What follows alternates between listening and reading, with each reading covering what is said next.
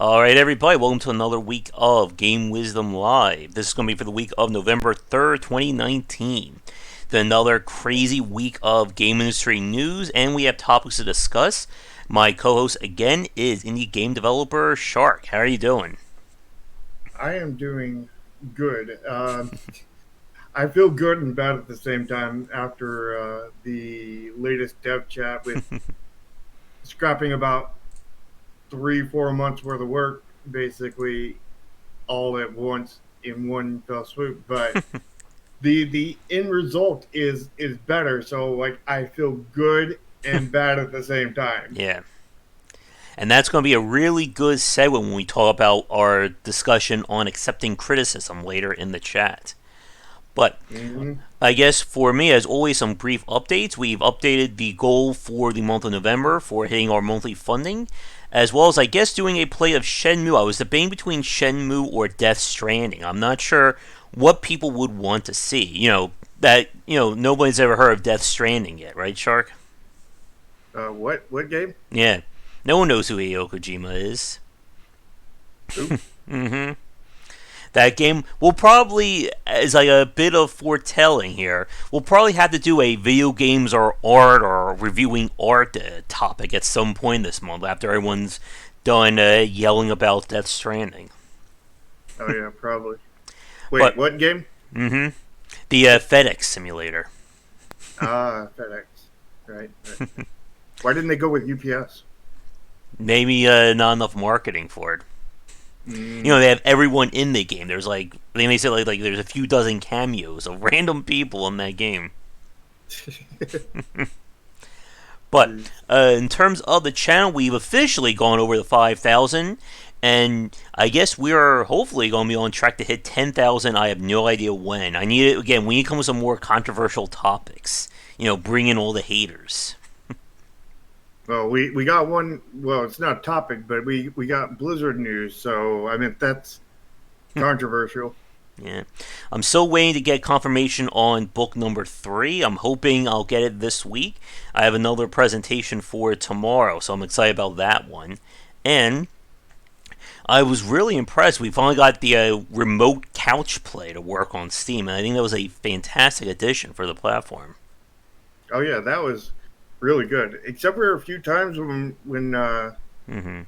we lagged out, or rather I lagged Yeah, out, which we don't actually know if that was Steam on Steam side, on my your side, or on my side. yeah, yeah. There's not a lot of like information about how things work ping wise with it too. And I just wonder if we decide to do it with more players, it would be better if somebody else would host it while I'm streaming it. Yeah, exactly. Yeah. The one criticism I have is the disconnecting when you alt tab. Mm-hmm. Yeah, So they because had it's that right at the beginning. yeah. And I think when I switch screens or if I go to the overlay, I think that messes with your end too because you're essentially seeing my screen. I didn't notice anything. Mm. Maybe it was pausing the game or something. Mm. I don't know. I mean, it might work the same way OBS does, and Mm-hmm. it'll still show the game But to the not like viewers. updated kind of thing. Like, Yeah, mm-hmm. yeah, like a screenshot kind of thing. Yeah. But I didn't really notice it. still, even with that, like what it is right now, I think that's a fantastic feature that I think more people need to talk about. Oh yeah. It, Although this is all put out to be kind of competing against yeah. Epic, Yeah. which I would say is a good way to compete if Steam didn't have so many glaring flaws that they Mm-hmm. they really need to fix. Yeah. They had one improvement, but there's still like 10 to 15 issues we could bring up. Hmm. But Yeah. it's a really positive feature. I Yeah. really do like it, and it is basically a reason to be Steam exclusive because now you don't have to put in actual multiplayer into your game to get actual multiplayer on Steam. Of course, at the same time you could also just put that in there and it's local co-op for everybody except for those that are on Steam. Mm-hmm. But then there's more reason to buy the Steam version. Yeah. And the fact that only one person needs it, because you're essentially sharing your data, that could be like a very interesting hook, but it would also raise questions about buying copies, because one person could theoretically buy a copy and play through the game with like 20, 30 different people right there. Yeah, I don't think that's so much of an issue, but I mean, it could be to a very small extent. I mean, I see the issue being more with games that already kind of do that sort of thing in a different way, Mm-hmm. where it's where they don't sell like single keys. It's like here, buy a key, buy the game, and you get four keys, and it's like way more expensive kind of thing because it's Mm-hmm. a four-player game or whatever, and they basically sell four keys at once kind of thing. I think some of them also offer like individual keys, but they're like, down below kind of thing. They're Mm-hmm. they're up front. The main purchase thing is the thing for four keys or two keys or however many keys. Mm-hmm. Yeah. So I mean, it is definitely going to impact games like that, especially on Steam. And again, like I think it's going to be really big for a lot of the smaller indie teams who don't have the budgets for online multiplayer. Hmm. Mm, yeah, but again, it's still very interesting to see what's going to happen with Epic and such.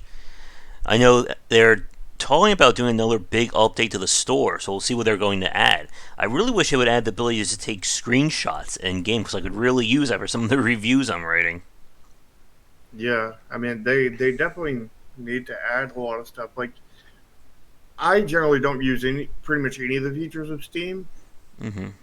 Matter of fact, a lot of them I find annoying. Like the whole social media part of it, I find annoying. I hate the gaming in game UI stuff because I was streaming one day, or actually this happened multiple times, but there was a recording of it one time that I highlighted of where I was playing Spin Tires, the first one, and I was going along, and I actually, my truck was tipping over. I was struggling to hit the button to that I needed to save my truck, and instead I hit the Steam UI button, brought that up. I couldn't close it in time. My truck tipped over. I lost my entire load, and I was like, Steam. I was like, is there any way to disable that crap? Because that just ruined about the last 30 minutes of my gameplay. Mm-hmm. Yeah, but I don't like the big picture mode, but that's just because I'm on a piece, I'm on a monitor, not on my console, or on like a big screen TV. I've hit that Mm-hmm. button a few times too by accident. It's pretty, but it's not really all that functional. Yeah. All right. So let's talk about some of the games we've been playing. Then we'll get to our first topic slash news piece, I guess. So I've been playing the Neo 2 beta, and I'm coming away from it kind of lukewarm. I was watching people play the alpha. I was noticing some big differences in terms of like the overall bounds and pacing of it. So I'm sure they'll do some more updates. The game has, I think, an official date for March of 2020. But I don't know. Like it's going to be very curious to see what's going to happen with Neo, especially after rounds of the Surge, Sekiro, and so on. Yeah, that'd be interesting to see how that turns out. Mm-hmm.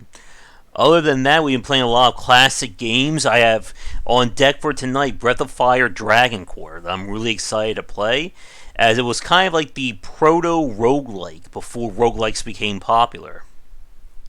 Yeah, I'm definitely excited to see that one.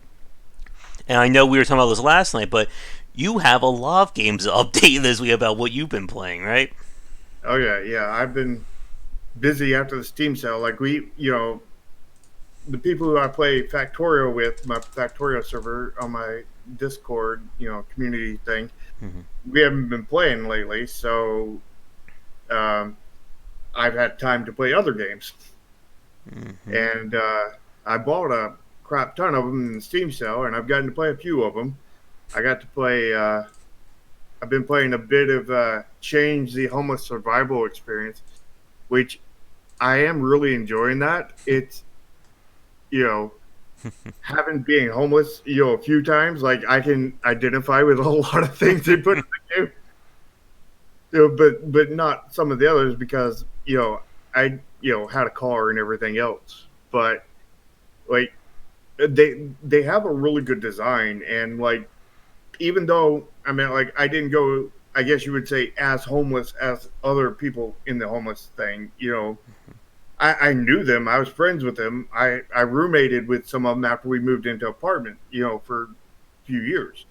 So like I know a lot of this stuff about this, and like they've definitely hit the mark quite well, and it's a really good experience. And also, a percentage of their sales goes to helping homeless people. So Nice. it's a good deal, I think. Mm-hmm. Another game I've been playing is Deck of Ashes. Oh yeah.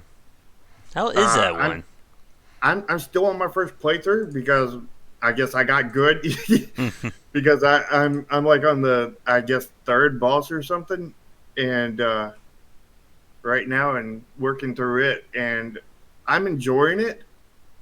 It like I don't know. It feels like I have less control over what my game is play is going to be like in this kind of card game than others. Like Slay the Spire, like I Mm-hmm. had like like I'd get a card and I could build a strategy around it and whatnot. And by the time I was 30, 40 minutes in, I could have a deck of like 60 cards. Mm-hmm. Well, I'm probably like, I don't know, 2, 3 hours into the deck of Ashes. And I think that the way you have to unlock cards and everything, and the way you have to keep on renewing them and everything, and get rid of some of the cards in your deck, it, I think I only got like maybe 15, 20 cards, and like Mm-hmm. I'm struggling at that. So it's really kind of a different experience kind of thing from Slay the Spire and other card games. And Yep. I'm not sure if I quite like that part of it, but like other parts of it, like I absolutely love. But like the limits on the cards is, I don't know. Yeah, it doesn't like when we played it during the. I think this was a pre-early access build. Like it was very hard to get like any kind of like meaningful deck going because of how hard it is to unlock the cards, and then you have to pay to bring the cards back. And I'm sure like you're playing as like the Fire Lady, right? Yeah, I think so. Yeah. So I think like each character has like different rules for how they get cards or they do with them. Yeah, the you have to, so every card you have to pay for like 3 times. Yeah. You have to, pay for in some way. You can get out of a chest a recipe for the card, Mm-hmm. and then once you get the recipe for the card, you have to earn some kind of dust or something, burn dust or To something. I like. forget what it's called, to craft it Mm-hmm. so you can put it in your deck. And then when the And card. then when you use a card, Mm-hmm. it gets burned and goes to your deck of ashes. And then this is an easy one. You pay to bring it back, Mm-hmm. but you just pay with like a stamina thing that refills after every battle. Yeah. But you have certain amount of stamina based on the battle that you fought, Mm-hmm. and you can use that to bring back cards You get. and your Mm-hmm. HP, heal your HP. And that part is pretty good. I like that part, but the double paying for a single card is kind of Mm-hmm. monotonous, I guess. Yeah. I'm sure And they'll keep updating. I don't think it's not officially out yet, right? oh yeah, yeah, it's still probably pretty early in early access. So Yeah, it's still in early access. Plan for second. Oh, it says plan for second half of 2019. I'm sure that's kind of gone past it by now. yeah, But yeah, interesting to see how that one's going to go. But yeah, let's get to our first topic then. And that is, of course, a combination of we had BlizzCon this past weekend, and Shark failed to provide popcorn for everyone. I'm afraid. I had the popcorn. Nobody came. Oh yeah, but there were a whole lot of announcements, apologizing, fake apologizing, I should say, and some big reveals, or I guess quote unquote big reveals, if you had any idea what Blizzard is as a company. So they released a bunch of cinematic trailers, and it did absolutely nothing for me. And it kind of gave us the inspiration for this topic about talking about what goes into making a good game trailer. So I'm going to throw it to you, Shark. What did you think about the trailers that you saw? So let's start up with the Diablo 4 trailer because that's the one I watched first. It was in its core essence just the opening cutscene for the game. It Hmm. was not really a trailer. It was just the intro to the game. You hit the start button. This little movie would play, and then the gameplay would start after that. So Mm-hmm. it's literally nothing to do with the actual game. It's the intro bit of story, but there wasn't really much story there either. It was just everybody goes into a tomb. Oh, God, this sounds like Tomb Raider. Everybody goes into a tomb. It requires blood from three people. They all provide their blood, Mm-hmm. and the daughter of Diablo, I guess, is resurrected or something, and that's how. Somebody's daughter came back. I thought we fought Lilith in Diablo 2. Oh no, that was on Daryl. I'm mixing up all my Diablo lore again, Shark. I'm going to be chastised by the audience for that one. Oh yeah, but Lilith, the I think she's the daughter of Diablo, is the one that comes back, and and that's a whole trailer thing. But that trailer slash cutscene thing lasted 10 minutes, and Yeah. the first bit of it was slow pans over still images, kind of thing, just almost like they're trying to build up time, but tension at the same time. Mm-hmm. And then it was just a bunch of guys trying to loot a tomb, and Of course, something goes wrong. some of them traded, Mm-hmm. until they ended up basically all dying, Mm-hmm. essentially. And That's it. That, yeah, it had a good bit of gore in it, kind of thing. They were really going for shock value, really trying to bring you away from the China stuff. They wanted to shock mm. you into that, It looked very like Hellraiser-y to me. Yeah, it did, and I guess we'll get to what the effects of for Blizzard Mm-hmm. based on these trailers after we talk about the trailers themselves. Mm-hmm. Um, on to the next trailer, the Hearthstone trailer. Like I care nothing about Hearthstone. I don't know basically any of the characters or anything like that. Only character I kind of know is Tracer because everybody talks about her on the Wait, you internet. said Hearthstone. You mean Overwatch? Or yeah, Overwatch. There we Oh, go. good. Now, well, Shark just deflected all the anger I'll get from Diablo fans there. That's good. Mm-hmm. I get all the hate.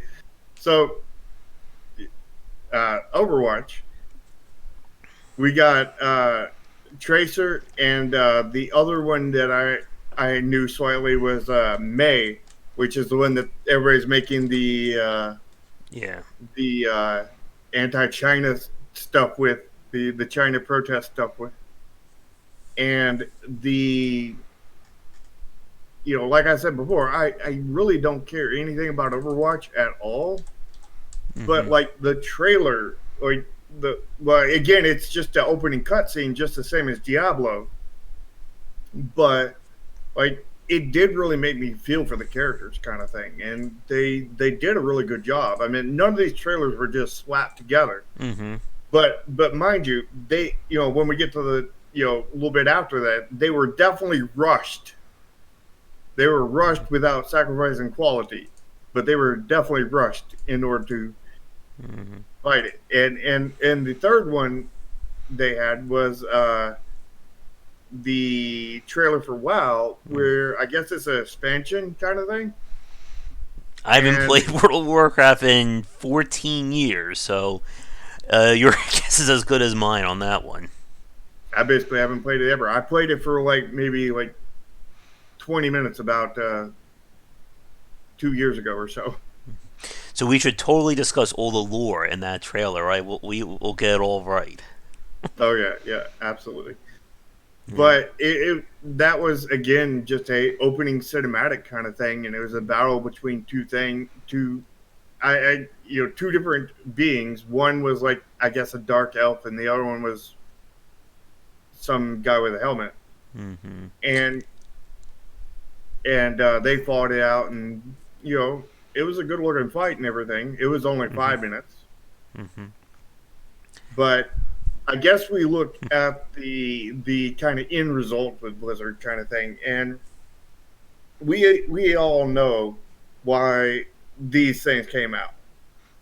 It was because of China and their flub ups with there and their marketing team slash Cinemax team has very much put a rush on getting something out that is going to make them look good Mm-hmm. so they can sweep the China stuff under the rug. And, you know, they said in the FireCon or FireCon, Mm-hmm. you know, uh, that these games were far, far from coming out. They're Of like course they are. 2, 3 years away from being released. In other words, they haven't started on them yet. Mm-hmm. And by us talking about this, a chance of either of us getting like early access to any of them is probably like -10 right now, right? Oh yeah, yeah, yeah. Yeah. And I guess like for me, like 2 points that I got from like watching these trailers, just like game trailers in general. So the first one is that I've reached the point, and for everyone watching this, I'm going to ask this of you as well, that non-gameplay trailers just don't do anything for me. All right, Chow. Thanks for coming on. I'll talk to you later. But like non-gameplay trailers just don't work for me anymore. Like it's just noise to me at this point. So like for everyone watching, like, and again, I think you may have answered this already, Shark. Like, do you enjoy cinematic trailers for games? I do enjoy them to a point. I think they can, convey emotion better and Mm-hmm. whatnot. But I think a purely cinematic trailer is kind of a bad way to go. I think it, from what I've researched and everything, I think the best trailer you can make, at least in current times, Mm-hmm. if you can afford to make it, is partially cinematic, partially gameplay, and like swap between them. Like have like 10 seconds. I have like 5, 10 seconds of cinematic, then five, Mm-hmm. 10 seconds of the gameplay, 5, 10 seconds of Mm-hmm. cinematic, 5, 10 seconds of gameplay, and alternate like that for the length of the trailer, and it makes your whole trailer look super polished at the same time of exposing the gameplay. And if you order it in such a way that things do not clash with each other and bring the whole experience down, but rather they fit Mm-hmm. together in a positive way, I think that could make you a really amazing trailer. Yeah. I Um, know. I'm thinking somebody may bring this up, so I'll try to beat them to it. Because there is one exception that comes to my mind, and that was the Darkest Dungeon trailer for their Kickstarter slash kind of first reveal. mhm. And like for that one, they just used the opening cinematic for it. But it worked for me because it was a brand new game and it conveyed the theme of what that game was going to be brilliantly. The problem that I have with the Blizzard trailers is that nothing in that trailer feels representative of the game itself. And like this is the thing that really drives me crazy about some of these cinematic trailers is that nothing in them is what's happening in that game. Like if you remember at E3 this past year, they did like a 10-minute Bethesda trailer for I think it was the Elder Scrolls Online, and it just looked like a Lord of the Rings, Game of Thrones like cosplay event there. for like 10 minutes, and like everything they showed in that trailer is not representative of the game at all. Right. But the Darkest Dungeon one was. It at least conveyed the theme of what that game was going to be about the characters being driven insane. It had, of course, had Wayne June in it. Mm-hmm. And even then, like, it still used the same, I think, art assets that was going to be in the main game. It had that same kind of style. When you look at the cinematics from Blizzard and Bethesda, again, they go for production value so high it would never be in a game. I don't think Overwatch 2 is going to look like that cinematic trailer or Diablo 4. I think It'll Diablo look 4 is like going to that have during less the color. cinematics. What was that? I said it'll look like that during the cinematics only. Yeah, of course it will. Now, But one thing I want to point out, because it's been brought up before in the past, that for all gameplay trailers, we've seen issues where developers kind of lie about what's in that game, whether it's from a graphical standpoint or a gameplay point of view. One of the first examples that I remember was the Halo 2 gameplay trailer they did at E3, whatever the year it was, and that entire level that they showed was never in the main game. hmm yeah, I mean the the cinematics are definitely a way to convey the player. I mean, I know like Magic the Gathering and even Hearthstone, like most of their trailers are just cinematics, or maybe cinematics with just a hair bit of card play in there. Mm-hmm. But a card game is kind of a different kind of animal, and you do need probably more cinematics in there than you need gameplay, because Mm-hmm. that's the tricky part about anything turn based in trailers. Like turn based games really seem to almost need the cinematics more Mm-hmm. in their trailers, because when you're talking about turn based combat, whether it's a card game, it's Mm-hmm. anything else. I mean, the gameplay is sitting there and thinking about your next move. Yeah. I And would. the thing after the gameplay is just an animation that plays as a result, Yeah. I would. and I would think like I, almost like a card trailer, like kind of showcasing new cards, would work better than a gameplay trailer for like a deck building style game. yeah, what I've seen, what we did with Chromasia's last trailer was we took out base of the gameplay, the thinking of what you're going to Mm-hmm. do, the positioning, all that kind of stuff. And what we did was we put in animations of your gameplay Mm-hmm. and the cutscenes, and it looked way, way better. I mean, you've seen the last trailer versus the ones before; it Mm-hmm. did not look very good. Yeah. So, I mean, it's all footage from in game. It's You could kind of technically call it gameplay since it's playing out in the game, but it's not technically gameplay because the gameplay is thinking where you're going to move, positioning your mouse over there, and then clicking. It's not the actual animation that plays afterwards. And you have that problem with anything turn based, and turn based is a real hard challenge to do with trailers. Yeah. And you really need to almost depend on cinematics to a certain point on that. And again, like going back to Darkest Dungeon, if their first trailer was just watching a set of four guys fighting a set of four enemies, it probably wouldn't have done anywhere near as good as it did. Mm-hmm.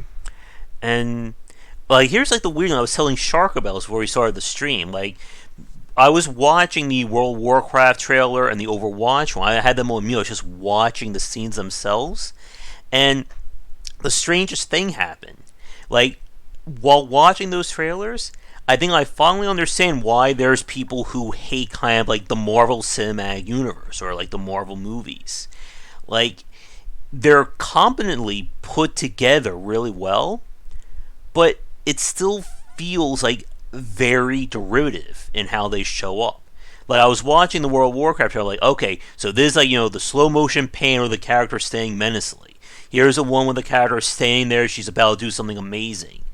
even with the sound off, I could tell when they were showing like different characters in the Overwatch trailer. Okay, so I'm sure this one's saying some kind of witty or funny thing before something goes bad. And like you were saying earlier, that they're put together amazingly well. Like, from a technical standpoint, from a production standpoint, that's like 10 out of 10. We can't argue that one. But in terms of, you know, trying to get me interested in them, it just feels very derivative. And yeah, like El Gordo said, it's nothing bad, but it does get repetitive. And go ahead.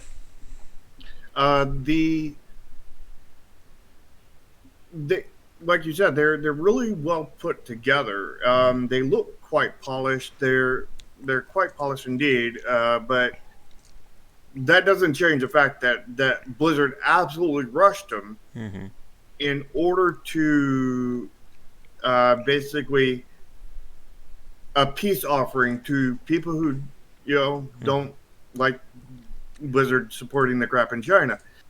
And it's like, here, let us give you all this stuff. We're giving you all these different trailers for all these games that you absolutely love. Forgive us for China. Mm-hmm. And they gave a sorry, not sorry apology for it. They're not getting rid of the band or changing their Yep. policy or anything like that, or doing what their policy actually says. Just you please know forgive us.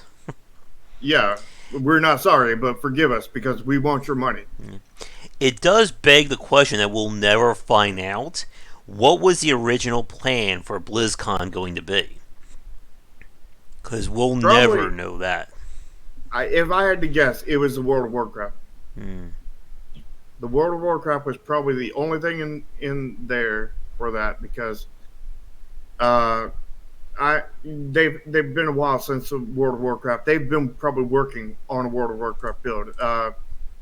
I don't know what they said about the release date for the World of Warcraft expansion or whatever, but I'm assuming it's not too far away.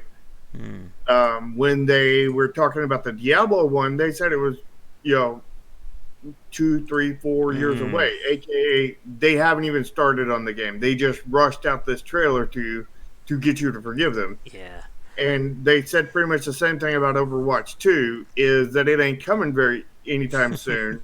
It's going to be a long time, 2, 3 years, i.e., they haven't even started on the game.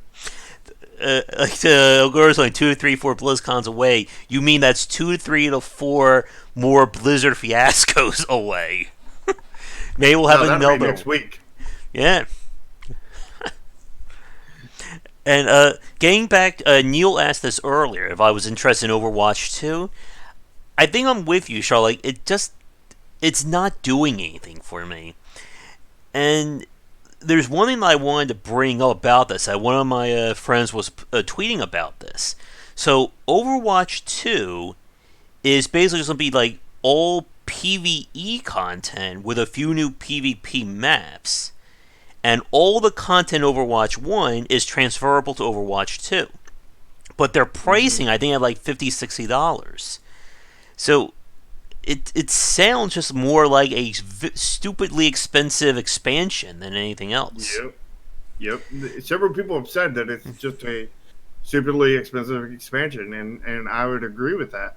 But even at that, it's still many years away. Yeah. Like, I could go on a rant about Overwatch as well. Like, there. I don't know if this will be enough for a full topic or not. About, like, lore that only exists outside of the game and has like no bearing on the game itself, kind of thing. I don't know how I would phrase that into a topic though. Yeah. But And like I hear all these people like gushing and like loving the Overwatch lore, except it has nothing to do with the game itself, and it just annoys me. Like, because Blizzard's kind of getting away with having their cake and eating it too. That they don't have to build it into the game. They just release a trailer of, somebody saying something cool or somebody being in love with somebody, and the internet will get rabid over it. yeah. And what Oscar said, it's probably not 50%. It's probably more like 80, Mm-hmm. 90% he's already made because you've Yeah. been playing it. Yeah. And of course, there was no. I guess here's a question. I didn't watch it, but if you saw it, Shark, did they mention at all about Diablo Immortal at BlizzCon? I did not watch actual BlizzCon, but I'm pretty sure they did not say anything about it. I guess they wouldn't be that stupid, but we had to be sure on that one. Are you implying that Blizzard does not have phones? Yeah, I don't have a phone. My phone's in the other room, so it doesn't exist. If it's not in my hand, it doesn't. It's a Schrodinger's phone there. Yeah, lack of ways to monetize. I agree with you so much on that, Janshvik. I could just see ways you can monetize an RTS, but I think it would be too much bang, very little buck. Like going like the Warhammer route, having like different costumes, different ways of customizing your characters, things like that. But that would require, of course, a lot of additional asset work. If you guys remember, I played that Might and Magic game that was all like figurines, and you could basically make or detail the figurines as much in the game as you could in real life, and it collapsed before the game came out.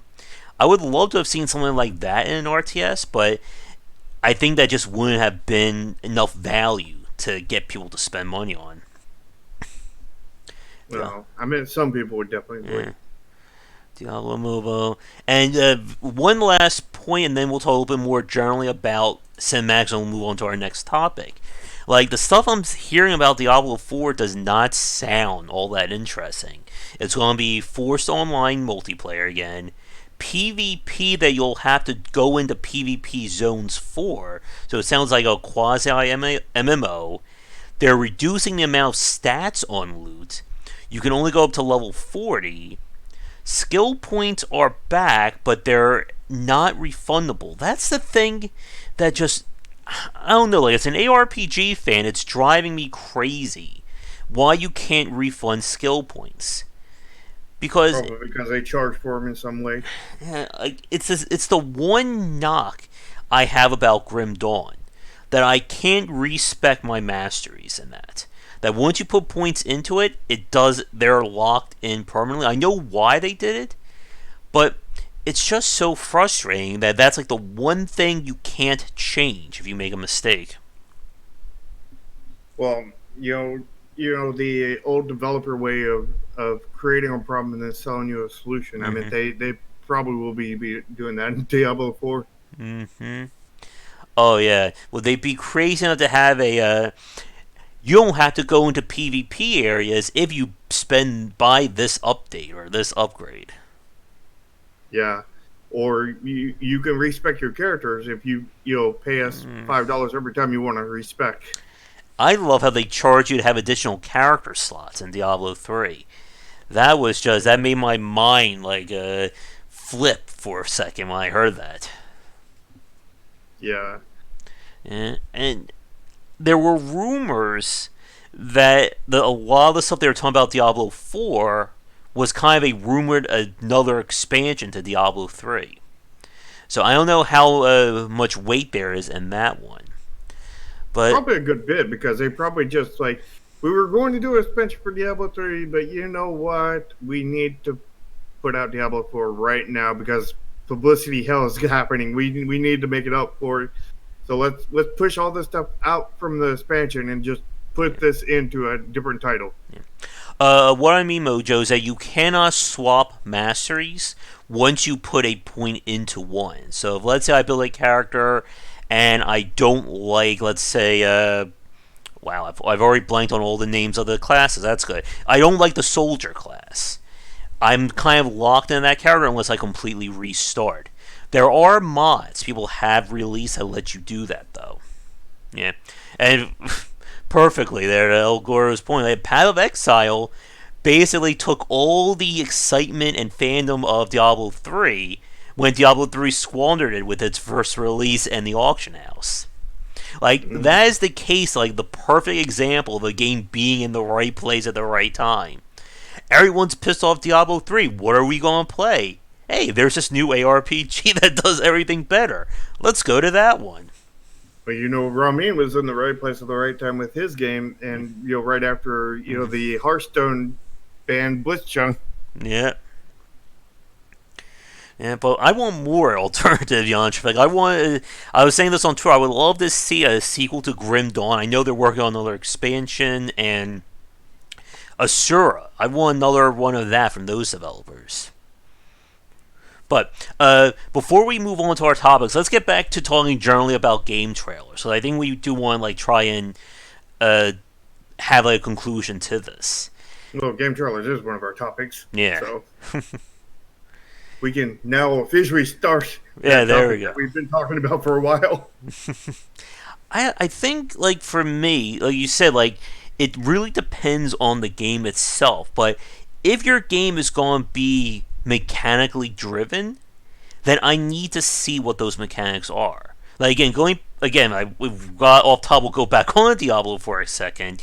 If you're going to get me excited about an ARPG, I want to see that ARPG in action. Just like if I was going to play The Division or Borderlands, I want to see more about what's going on there. Exactly. And there's so much art in the way that you edit and make trailers for games. And I've learned a lot over the last, over making all the trailers for Chromasia, but I'm still not anywhere close to an expert. But I think you want to get the most impressive trailer that will interest everybody. I think it is best off to be half cinematic, half gameplay, with them cut up into sections and both of them spread all the way through. Because this way you show off the gameplay as well as get the polish from the cinematics. And as long as the cinematics are in burst all the way through, you're going to get polished all the way through. And as long as you get gameplay in burst all the way through, then you're going to get that all the way through, and you get the experience. It's almost like getting them both at the same time because they're only 5-10 second clips kind of thing. Now I'm going to throw a monkey wrench into that because I have a pop quiz question for you as well as for the audience. How would you design a trailer for a puzzle game? A pure puzzle title like I was playing Manifold Garden, even something like The Swapper, the Talos Principle. How do you show a puzzle game that is 100% mechanical driven in such a way that's going to get people excited about it? That's a really, really hard question for me because, number one, I've never made a puzzle game.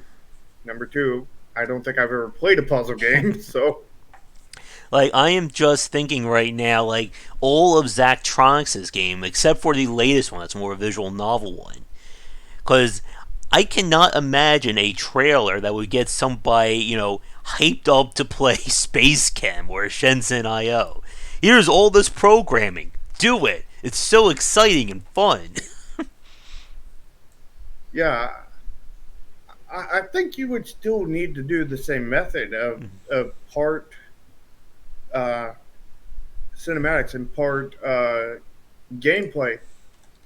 You show some cool. You don't show the actual solving of the puzzle. AKA you sitting there thinking. You show after the solution has been thought of, and then they press the button, they slide the thing, and magic happens and an animation plays.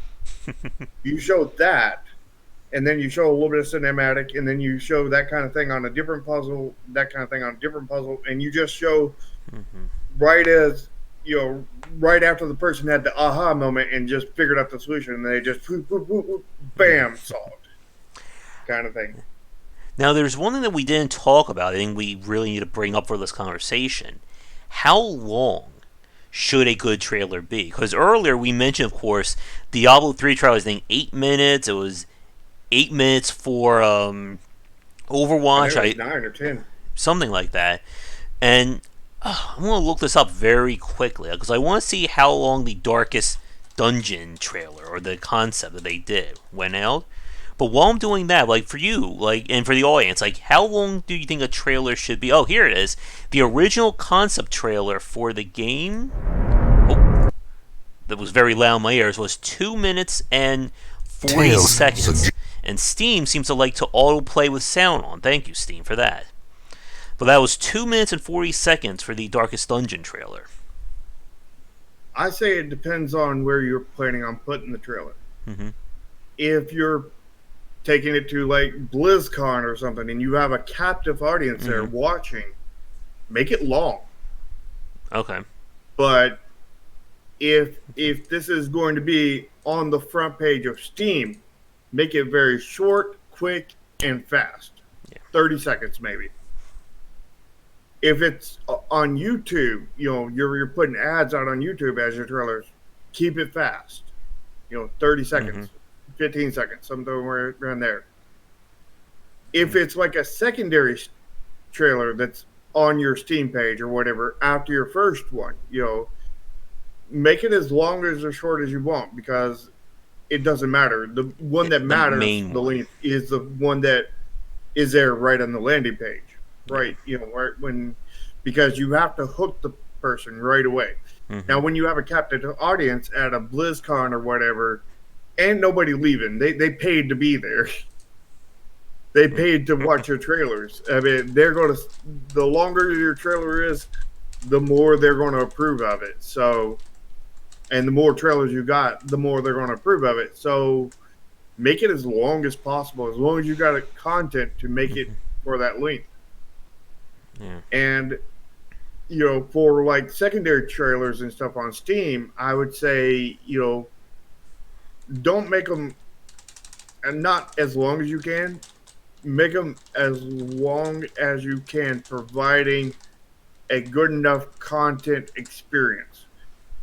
Don't run yourself dry. Don't put unnecessary spoilers in it. Don't do any of that kind of thing. Don't run out all your content kind of thing. But don't put any filler content like this guy's moving from point A to point B. This guy's moving from point A to point B. Ooh, how exciting. Everything in your trailer should be exciting, polished, and just, wow. As much wow factor as you can put out there, because that is the point of a trailer. Is, in theory, it's to see the gameplay and how it plays, but that's not really how it works, sadly. Yeah. I mean, it is for certain small percentage of the population, but that's a very small percentage of the population. The majority of it is as much pop, polish, zing, as much grab them, hook them, pull them in, get them to overpower the wall that is your buying price. And then after they overcome that wall, after they open their wallets and they buy your game, this is where your game has to stand up and keep them from refunding it. Yeah. But you got to have the trailers are wow factor, basically. You just got to wow them as best as you can in that period of time. And of course, we'll pick a random point in the game and press record. Yeah. Yeah, I'm watching the trailer right now for this horror game, Song of Horror, that just came out a few days ago. And again, it's about 2 minutes. It's a minute 53. We have both gameplay and cinematics in there. And it does, I think the thing that we should emphasize here, that it does take a lot of work to make a good trailer. Like, we've been joking, but you can't just take, 4 minutes of your game and turn that into a trailer. It needs to, as you said, Shark, it has to be edited. It has to be, the best parts of your game. You can't have any fat in your trailer. Exactly. And in finding those parts, after you worked on a game for 2.5, 3 years, is very hard, because you've seen everything. Nothing wows you anymore. And you have no clue what the heck to put in there, because I personally went through that, and it was it's like, only if you had asked me these things while we were developing what was awesome about the game, because I've seen everything every day for like 3 years. Nothing of it is awesome to me anymore. It's all I am horrible now. very I am very anti awesome on everything in this game. And So what I would suggest is as you're making the game, take notes on like things that get you really excited mhm, and everything, things that really pop to you while you're making it, and use those notes towards the end when you're ready to make your trailer as, oh, these were things that got me excited, and then you think back and you remember back to those moments on how that got you excited and everything. mhm, And I in theory, I think that will help you design your trailer. It's what I'm doing right now with Project Triad, but it's completely untested. It's just a theory from me, but in theory, I think that would help out a whole lot. mhm, Uh, it also helps out a whole lot to maybe just have somebody that has knows nothing about your game that gets introduced to your game and really loves it, and then they play it for a few hours or whatever, and they're like, this I love this game, and they're really good at making trailers, and you have them make a trailer for you. mhm, But that being said, is you need somebody who's good at making trailers. So I would find somebody good at making trailers first, and then have them play your game, and see if they enjoy it, and if they do, hire them to make your trailer. mhm.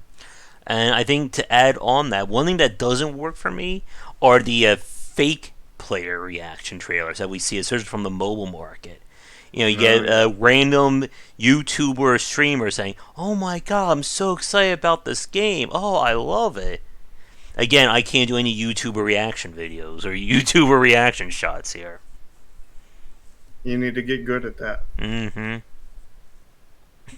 Exactly right, Ryu. Raid Shadow Legends. Or Raid Shadow Legends! Mm-hmm. Not hashtag not sponsored. Okay. I need to do more. Should I just throw like a Dr. Brown can across the room, like have it show up as a sponsor there?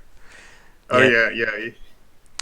yeah, and like the Dark Souls stuff again, like the Souls games are just very interesting in that regard. I'm gonna pull one up right now. Unfortunately, I can't show the footage because I'm sure I'll get copyrighted for it for sure. Let's see. What's a trailer? So again, what are you doing? What? I don't know. Why is like some of it shows up, some of it auto plays, some of it doesn't. Weird. That's weird. Like some of these trailers are like automatically playing the music, other ones are not. Hmm. Odd. It must be something with The- Steam's new update. Yeah. But yeah, like the Dark Souls footage again, we have in-game footage and coupled with the actual story or the cinematic stuff. And I think like the more I'm watching some of these trailers, I think I agree with you about that gameplay and cinematics spliced together seems to be like the best way to go. Because it shows you kind of like both things, what makes a game exciting and gets you interested in what's there. And then it shows you what's there. Mm-hmm. Yeah. Don't tell the mobile industry that'll go there; they'll be surprised. Maybe they'll do a fake shock video on that one. But I think with that, I can't think of anything else I want to talk about with trailer. So, do you have any other topics you want to bring up? Well, we talked about the how you want to, ideally mix cinematics and your gameplay. Mm-hmm. Question is what percentages? And I would say that would depend on the genre of Yeah. your game and what's in your game. Like a card game like Magic the Gathering, I would say go farther towards the cinematic, maybe 80% cinematics and I was about 20% to say gameplay. that. Yeah. Where if you have like a turn-based game, like a tactical RPG, for example, Mm-hmm. I would say maybe go, I don't know, maybe 60% cinematics Yeah. and 40% gameplay Mm-hmm. animations. Yeah. Not actual gameplay. Because actual gameplay is just thinking about what you're going to do Yeah. and moving. And one thing, I was just thinking about this. I want to bring this up as well. That when you're making a trailer for your game, an actual trailer, not like a cinematic one, you also need to inform the person about that game as well. Like, what kind of game is it? Are you going to have, when's it coming out? What platforms it's going to be on, etc., etc. Like, that's Yeah, like one of the big distinctions. I mean, with a cinematic trailer, like a Diablo one, it's essentially a mini movie. Like we said, they're probably going to copy and paste that into the intro of each one of their games, and that's it. But if you're making a trailer with the intention of selling this to somebody new watching, then you do need to have that information. And that'll kind of be like the third element of a trailer. You need the gameplay, you need kind of the cinematic or the pop, and then you need the information somewhere in there as well. yeah. And I'll address that here in a minute, but I want to finish the last thing first. Mm-hmm. And then, like on an action game, like a action platformer kind of thing, Mm-hmm. I would say you probably want to skew a lot more towards gameplay. Like maybe make it 80. anywhere between 70 to 90% Yeah. gameplay. I was saying like 80-20 myself there. Yeah, I mean that would be 70 to 90 somewhere in there. Yeah. So, and I mean these are not hard rules. These are not Mm-hmm. like the best advice I could give you or anything like that. But Yeah. these are rough guidelines that would help you find your initial way so that you can find out what is best for your particular game. Mm-hmm. So use them as, I guess, guesstimations kind of thing. Like these are kind of a rough guideline. Another thing that that you made me think of it when you said your last thing was uh, your you need to put your game company's logo in there. Like my game company is Nexus Games, so Mm-hmm. we put our Nexus Games logo in there. But one mistake to never make, and I've made it, never start off your trailer with that. Unless everybody already knows who you are, never start your trailer with Nexus Games or whatever your company Mm-hmm. name is, because nobody's going to give a crap unless everybody knows you. Yeah. Usually, I think Unless, that shows up either like 3/4 of the way through, or maybe just like on like the final like 5 to 10 seconds of the trailer. yeah, I would suggest unless you're like Blizzard or Activision or Ubisoft or any of these big huge Mm-hmm. names, I would suggest not putting your name, your company's name at any point except for the very end. And by Yeah. the very end, I mean the last end section is for your company name as well as what platforms the game is When the coming game out is on. coming out, yeah. Yeah, Although release dates. I think in today's market, the advice of just be Blizzard may not hold as much water anymore as it did 4 years ago. I don't know. They renewed a lot of that the other day with all those Mm. trailers. We'll see what percentage of people renewed that with, but I have a feeling they renewed it with quite a large percentage, Mm-hmm. and that's honestly sad. But Oh yeah, there's another topic right there we don't have the time to get into today for Dream. uh, Test. Are we back? That was weird. Internet did not go out. I will have lost you there. Hmm. yeah, I've seen a buffer over here. That was weird. Uh oh. Blizzard has been hearing us. They're They got shutting annoyed us down. because you mistook Overwatch for Hearthstone. They're sending everyone to get us now. Are you sure that's the reason? It has Sure. nothing to do with China. Mm-hmm. All right, but But yes. Do you have any final thoughts, and then we'll move on. well, how you cut and edit your trailer is very, very important, and I really can't offer any kind of advice there other than do stuff that is exciting because I'm not good at editing videos. I Mm-hmm. mean, Josh might be able to help you with that more than I could, but Josh hasn't ever been a heavy editor, so Yeah. I'm unsure on how much he could actually help with that. But I would advise, if you don't already know how to very well cut and edit in a exciting way, that outsourcing your trailer is a good thing to do. Mm-hmm. It's probably not going to cost too much compared to the rest of your game. I mean, it's probably not going to be cheap, but it's, versus the entire cost of your game, it's probably going to be relatively inexpensive, Mm-hmm. and it is absolutely crucial because, I see buffering. I think we're good. I'm not getting an alert yet. Yeah, I think we're still on. All Uh oh. right, Now they're going for you now. uh, Oh. but as for the entire cost, like the trailer is so important because, again, like we've discussed many times in the past, Mm-hmm.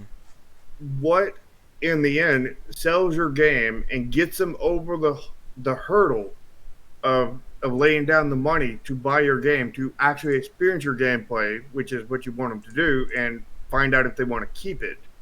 It's not the gameplay. The gameplay gets them to keep it once they get there. What Mm-hmm. gets them there to buy it is either making it free to play, where it doesn't cost anything and they just have to spend their time downloading it, or you've got to put forth a trailer and screenshots through art and editing in such a way that it hooks them enough that they're like, I want to pay X dollars for this game and try it out, see if it's any good, and if it's good, I'll keep it. So your trailer is extremely important to Mm-hmm. success in Yep. general. Of course, your trailer has limitations. It can only be to a point as good as the art in your game. So back to the conversation we had before about Mm-hmm. aesthetics, you know, you have to have the aesthetics in your game to a certain point to where the the trailer can be that much better. Mm-hmm. Yep. And again, like you said, there's so many parts about selling the game that you have to think about that are kind of secondary to making the game itself. Because a lot of developers aren't thinking about their cinematic trailer as they're trying to build their game up. Yeah, and honestly, I think that's a mistake. I mean, I made that mistake myself, and I'm not going to make it again. I have definitely been thinking about it and researching. I would suggest researching a lot of trailers in the genre or anything that is remotely similar to your game and see what they do and use that as a guide. I mean, for Project Triad, I've been researching a lot of Magic the Gathering trailers. Mm-hmm. I've been researching a lot of Hearthstone trailers, a lot of Gods Unchained trailers, a lot of from Ramin. I've been researching all different kinds of card games that are on trailers. I've been Mm-hmm. researching uh, Slay the Spire trailers, been researching Ashes of Deck of Ashes, rather. Been researching their trailers, and any trailers I can get to, I research them. I break them down, and I see, okay, what's their ratio to cinematic to Mm-hmm. gameplay? How do they knit these things together? How do they? In what ways do they do it? And what are they using these trailers for? Are they using this for like the front of their splash page on Steam? Are they using this for the second video on their Steam page? Are they using this for marketing on their YouTube channels? Are they using this for like BlizzCon, or whatever con out there? You know, so you've got to both research what they're doing, how they are doing it, and then where they're using it at. And for those, you can get a better picture of what you need to do to be able to go against these games. Of course, the other thing you got to do is look at aesthetics of the games, and because you have to go through those to compete as well, Hmm. because that is in the end part of your trailer and definitely all of your screenshots. Hmm. Yep. And when you're trying to get all this stuff to work, you do need to do that research about it. Because I've seen, again, some very lackluster trailers for games. Some that are just very simplistic gameplay, some that have no cinematics whatsoever. Some are just all cinematics, but it has nothing to do with the game itself, as I think we're about to see when we do our weird game segment. But it is something that we're going to have to do, and I think I'm going to have to hide that message, or I think we're going to get in trouble from El Gordo there. Mm. the the other thing is oh, I lost it. I had a really good point. I lost it.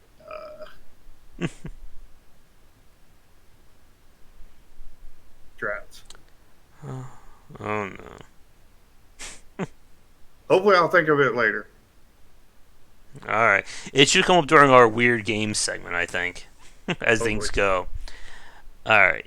Let's switch to that now and see what weird games are coming out. There we go. So I was looking this up like right away, and this game just stood out just by this art. The Vector game. No, the Phoenix Tales one. Uh, yeah. Oof. Watercolor looks like very washed out with it looks like kind of a live action kind of look to it.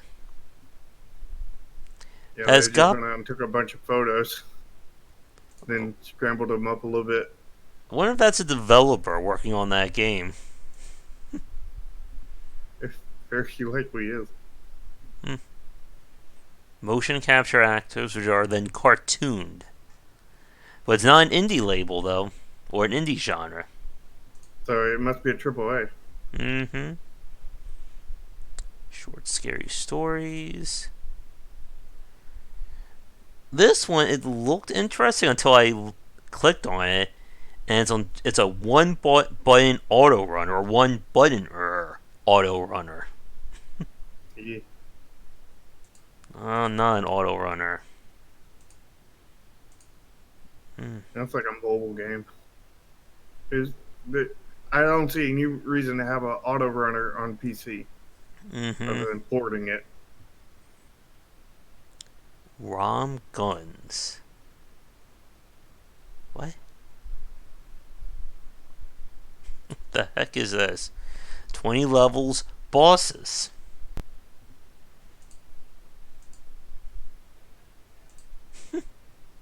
Oh, it's an indie genre too. Ah, so we have an indie game. That other one wasn't indie though. That was triple A. Oh, good. Here's a. Wait, what's a demon crawl? Oh. We're going to have to one day have a rant topic on the indie genre. Mm-hmm. And here's Planet Zoo. I've heard like Frontier developments are like very picky in terms of who they give keys out to for their games. Hmm.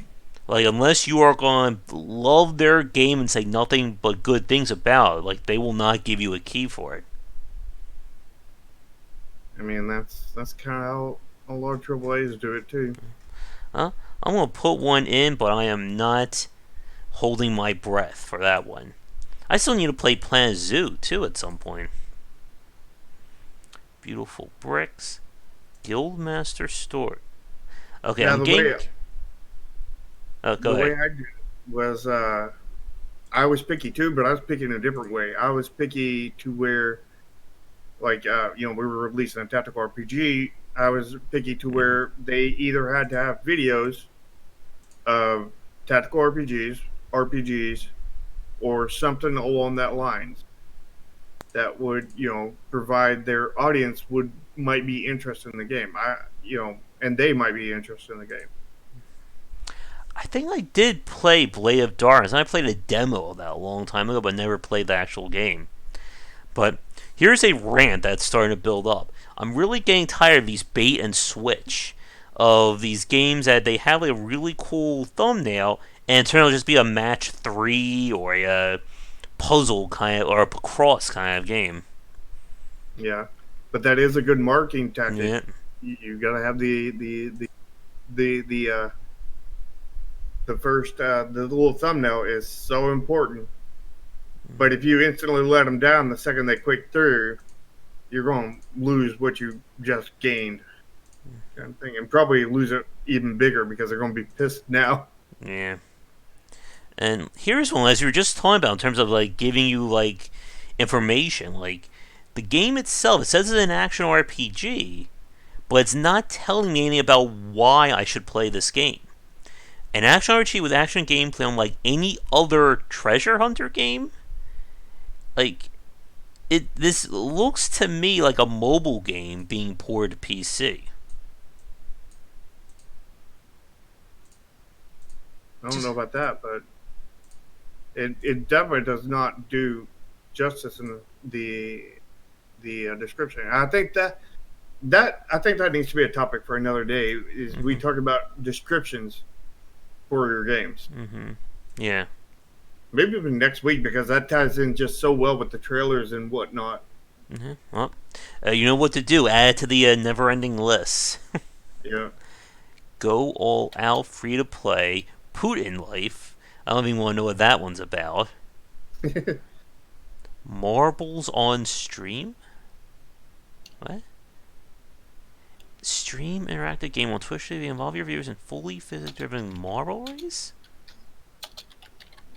Okay. It says you can integrate with the Twitch, but it doesn't say how they actually do that. Okay. Yeah, I mean, it could be, most Twitch integration I've noticed is very surface level. It's like, not saying that this one is, but most of them are. It's just like your players can, your people in the stream can, vote on something and then add one random object to the game or something like that. And this art's trying to really hurt my eyes staring at it. Yeah. It's a unique aesthetic, though. Yeah. But maybe a little bit too extreme. They went extreme instead of safely extreme on that one. Alright, I'll give this one credit for the name. Mustache or Revenge. I have no idea what this game is. Oh, steal his mustaches. Oh, it's just a, looks like kind of like an arena platformer? Do you, what? Okay. Is it an indie? Yep, it's an indie genre. Oh, snap. Mm-mm. It's not a AAA. Pistol Whip. Wonder what that more dark is. That looks questionable. Let's see.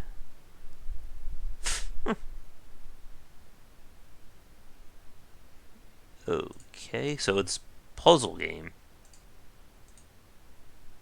That is definitely not what I was expecting. Nope, me neither. What? Okay, I'm kind of afraid to click on that one. Ooh, The Secret of Jesus. Secrets of Jesus. There's more than one. Oh, snap. We can learn all of them by playing a game. I'm guessing I'm going to use my dev sense here. There's either going to be a match 3 or an endless runner. Let's see. I'm guessing more of a MOBA. Survival strategy inspired by RimWorld, Prison Architect, and Dwarf Fortress. For a second there, I thought you were adding it to your wish list and follow people and everything. I was like, oh, what are you doing? Yeah. Oh my goodness here. Talking about like the having thumbnails. I think this guy just took like 20 seconds of playing this game and turning it into a thumbnail slideshow. He probably played it for probably an hour or so, but he just took thumbnails, just took screenshots every so often. Space Electrician. Just one map, one time. Oh, man. You know, well, how is this an action game? This is an action, it's a box moving puzzle. It's an action block moving puzzle It game. even says puzzle right here. Why is it in the action genre? Oh, jeez. Oh, man. You know, something else I would tell you is you need testers for your game. Mm-hmm. But when you have your testers testing your game, tell them to take screenshots. Tell them anything they like, take a screenshot of it, and that you may use that for the game. You know, so they can, get a little credit there by, saying, hey, look, my screenshot is actually on the store page of this game. Kind of thing. Alright, I'm predicting an endless runner for this one. Let's see if I'm right. Ham Master. Oh, it's a platformer. Oh, he can move left and right, so it's not a runner. He has one more axis of movement. Or one more direction of movement, not axis. And this is screaming RPG Maker game. Let's say. No? Short 5 to 10 minutes side-scrolling linear game? I think he's just throwing in adjectives there. Only one ending. It's a 5-minute game, and it's linear, and that's all there is to it. That sounds like there's lots of gameplay there. What about a 3-minute long, completely open-ended title? You can do anything you want for 3 minutes. Well, I mean, that sounds like minute. What the? That could be good if you do it right. Alright, this is a 10-minute game. Point-and-click horror. Children's puzzle game. Point and click horror sounds like a contradiction. Click on this, but be spooky about it. Yeah, I mean that in the end is kind of what Five Nights at Freddy's is, isn't it? A point and click horror game. Cthulhu Catharsis. Can't believe I just said that right. Oh wait, we looked at this one already. Pixel puzzles. Cats. Don't kill the cow. Another 5-minute long game. We're getting a lot of weird groupings this week. It's from the same developer as the last one. They probably developed them both in 5 minutes. Or for a lunch break. Yeah. Lurk in the dark. And they wasted all that time. They could have had multiplayer in there over that weekend. You can watch movies that way. What's the game? Oh, good. There's a little story. There's nothing about the gameplay. There might not be any gameplay. It might just be a walking simulator kind of thing, like the game we had the other day. Moons of Madness. Jumanji, the video game? I wonder if they have the license for that one. I do like that you can barely see any of their faces. I wonder if they don't. The reason behind that. Oh. Didn't they make a Jumanji game that was like a 2D side scroller beat 'em up? I have no idea. I think there is a VR version of Five Nights at Freddy's. I've been seeing YouTubers rant and rave about it. They rant and rave about everything they do because that's what they do is rant and rave.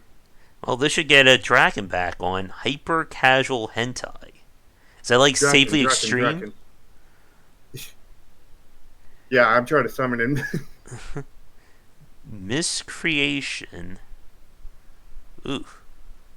Hyper casual hentai. I think somebody's watching our streams. They got our safely extreme message. Yeah. They're stealing our ideas.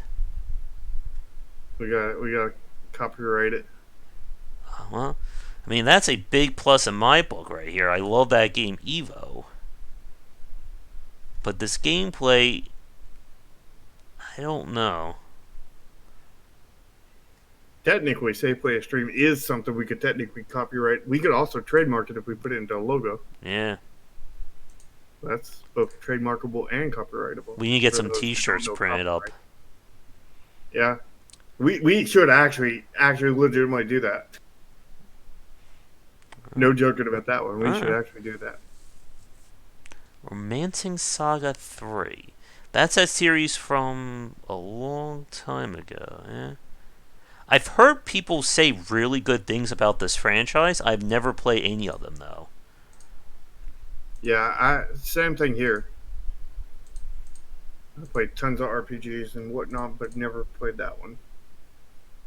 Where are my shop simulators? Belly Dance Girl. I wonder what that game's about. Star Police. It's about a graphic. It's about no. It's a platformer. I'm sure this is going to be a puzzle game.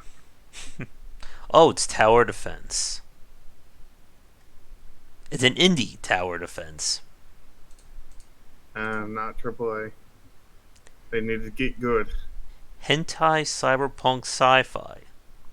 I keep on telling you, cyberpunk is the new thing. Mm-hmm. Rune 2. Weren't we talking about Rune? It kind of saddens me, honestly. Mm. That cyberpunk is going to be the new thing, considering that we're making a partially cyberpunk game. Mm-hmm. And it's going to become, the market is going to become flooded with cyberpunk games, and like it did with zombie games and space games, and now it's going to get flooded with cyberpunk games, and my game is going to technically be part of that. I just hope I can get it done before it's flooded, so that it's like, oh, not another cyberpunk game when mine comes out. But were shop simulators ever alive? That's the big question. Oh, look, Yeah, The Legend of Bumbo. I wonder who's making that game. Some guy named Bumbo, I guess. I've never heard of Ed McMillan. Who? Mm-hmm. We never played any of his games, right? Nah, I've never heard anything about no Isaac or anything. I know Mojo hasn't. How to Become a Ninja, Part 1. We'll have to see how all these games do. Okiroshi, and see if these games are just cyber no punk or cyber pink, as you said. And the issue is it kind of doesn't matter, because if you think about it, the market is going to become flooded with cyberpunk games, and if they're less cyberpunk and they're just cyber, people are going to get bad impressions of them and not want them because of that. But if they're all good, they all legitimately do cyberpunk, then it becomes that there's all these great cyberpunk games out there that are really legitimate cyberpunk, and it's going to be a lot harder to get anybody to play your game. Both result in being a lot harder to get people to play your game. So it's the same thing from the developer side. It's a flooded market, whichever way it goes, whether they're good or bad. What the hell am I looking at right here? I don't know. Somebody in an orange hoodie and green sweatpants that jumped into a closet and then jumped back out is what I see. And it's the third game, apparently. It seems like about 5 too many. And it was made in the Unreal Engine, according to this. Oh my god. Alright, but let's get to our final topic then, because we could be staring at this horror for the next hour or so. And we'll see so many cyberpunk games are coming. But for our final topic, we're going to talk about that very fun point about being able to accept criticism when it comes to being a game developer. And like we've said before, this is a very tough topic for a lot of people. One, you have people who get in the game industry who go purely for the art. So they're not really thinking about what other people think about their games. And then two, you have people who just cannot accept any criticism whatsoever. Yeah, it's really tough, and I mean, it's still tough for me. Very tough. I don't think it ever gets easy. I mean, it can get easier than what it was for you originally, but I don't think it can ever be easy. Um, so the thing I've seen is people that make their game has a love for it. They love that game, or else they wouldn't have made it unless they were paid obscene money to make it because they work for a AAA developer or something like that. But we're talking about mainly indies here that actually have control over what games they make and what games they participate in. Mm-hmm. But the developers care about their game. Yeah. I think even those that work in AAA care about their game. But you there's it's like caring for a child. If you love it so much, you care for it, and if anybody was bad mouthing your son, you'd want to smack the taste out of their mouth. Mm-hmm. And that's kind of the same thing you get with games, but you can't be that way, and or you shouldn't be that way, and you need to avoid that as much as possible. Mm-hmm. Because there is good things that come from criticism. I mean, like tons and tons of good things. And we're talking about real criticism, not fake criticism, which we'll get into later probably in this topic. Mm-hmm. Yeah. I mean, real criticism tells you an issue with your game, or a thing they really liked about your game, or just these points of your game that is really good feedback. You can say, okay, people really like this part, let's see if I can make it better, or let's see if I can enhance it by enhancing places around it. Or in part where they said they didn't like this part, you go into your game design and you figure out what caused them to not like it. Is it because of a part before this part that happened? Or is it a part after this part that happened? Or is there something wrong with this actual part or a subsystem in this part? Mm-hmm. And you go into your game design mode and you figure out what that problem is, and you do a little operation, a little change around, and you fix it. Yeah. This is why we talked about in the game design talks before, when we talked about game design documents. Game design documents are always changing if you're doing it right, because you need to keep a safely extreme game design document, one that has enough rigidity to stand the structure of which you're going to build on top of it, but enough flexibility that you can change something without everything just becoming brittle and falling apart. And where that changes come from a lot of the time are from your feedback and criticism, because feedback is criticism. Yep. In the end. Oh yeah. It actually reminds me, I had a conversation with a developer yesterday. This was a private conversation. I think what I should start doing now is offering like a game dev confessional service. Well, I'll just listen to your problems and talk to you about it for like an hour. I think I could actually earn a lot of money doing that too. But we were having this conversation, and he asked me about what I thought of his game, and he pretty much said in my face, "Be as mean or as hateful as you want. Like I am open to you to say this to me about it." And that is very rare to hear from somebody. Like, it's kind of funny. I think we hear more from developers at major studios who are better at taking criticism than from the independent space. And I think, again, that goes back to, again, like the backgrounds.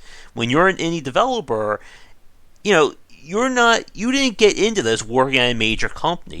You are the developer, the PR guy, the marketer, you name it. So you have your hands in every aspect of the game, and like you said, it becomes your baby. And a lot of people, for obvious reasons, don't like it if you badmouth their babies. Like you said, it would be like going to someone saying, "Hey, your child over there looks stupid and ugly. You know, raise them better." Exactly. The you know we did the same thing as what you're talking about going to people and telling them to tear apart the game, but that was after a certain point. Mm-hmm. What we did is like during our first several alphas, we I didn't say that obviously during that first part. I was saying that here, test our game, Mm-hmm. give us feedback, let us know what kind of issues are in there, and like occasionally we would get an issue that we solve reasonably because it was not within our scope. Like somebody wanted shadows in Chromasia, and every method that we had for adding shadows to the game was just not feasible with how we had the engine set up and everything. We had to either do one of two things to do it. We had to either uh, do a little programming thing where it would underline a shadow underneath each object and everything, but then where the shadows overlapped, it would look really, really dark, and you would have really darker looking shadows. On the other Mm-hmm. hand, the other method we had was going in there by hand and hand putting shadows underneath there, which for anything that didn't animate was a very easy task. For the 100, 200 frames of every single of the like 20 or 30 different characters we had, that was mission impossible. That was like Mm-hmm. 2, 3, 4 months worth of work. It's like, yeah, that ain't happening. Yeah. And like we said, it's very important from a developer. And to get to Ogiroshi's point there, that for a lot of people, they just look at things purely from the artistic side. And they have trouble developing that business part. And I'll come back to that in a minute. But as you were saying, as a developer, you have to know when to bend and when to hold for a lot of these decisions.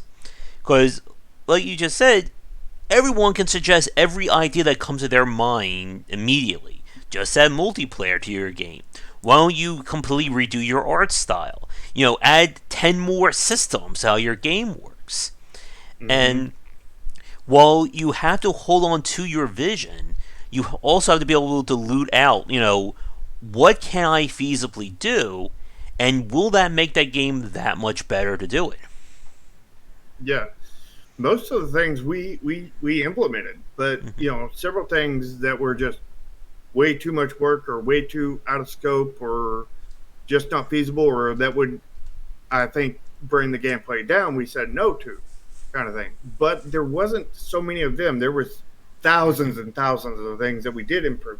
Mm-hmm. Now, after we went through and we finally got into like beta Mm-hmm. and everything, we were feature complete, Yeah. but we were not graphically complete or anything. We were getting close to being graphically. We lacked some animations for some of our special later in the game, kind of thing, and we lacked a lot of polish on the final boss, Yeah. as well as any kind of balance on there. Because the first person who fought the final boss killed it in like 3 or 4 hits, and I Mm-hmm. was afraid that was going to be OP, Mm-hmm. Yeah. but it was definitely not OP. Yeah. And But balance, that's another topic right there, too. yeah, I mean, we had balanced most of the game. Just we nobody's ever fought the final boss at that point because nobody had ever gotten there, especially not in a complete playthrough. And that's really the way we need to balance is somebody needs to go from start to begin end without any kind of cheating or anything Yep. to really test the balance there from start to end. And when we brought the people in, we brought in fresh eyes for our beta test kind of thing. And I brought in as big as name as people as I knew. I brought in Tomo. For Mm-hmm. one, uh, he's very good at that kind of thing. He's very good at analyzing things. I brought in a couple of YouTuber friends that I had, a YouTuber Mm-hmm. friend that I thought was a friend that was not a friend. Mm-hmm. I brought in people that from Guardians of Greenlight that help police the platform from Mm-hmm. asset flips. I brought in like several bigger name people for this kind of final thing, and I told them now that we're to a point where we're basically not getting any feedback that we cannot, besides the stuff we can't do, I want you guys to come in here and absolutely tear apart literally everything that you can.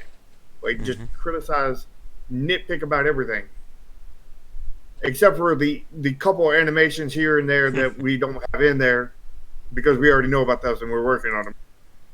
Besides these, like the short list of like 10 things, besides those, you know, nitpick on everything, Yeah.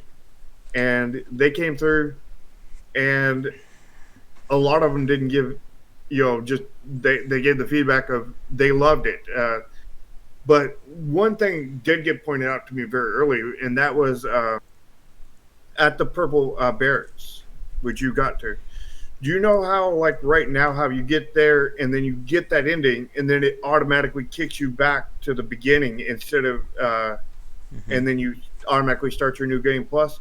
Well, originally it would make you save it, and you Mm-hmm. could choose not to save it, and then you exit out of the it would take you out after that to the load menu, and if you didn't save it, then you lost your progress, and then they would just grind and grind and grind and try to beat that stage, and it's like that's Mm-hmm. not what we intended. Yep.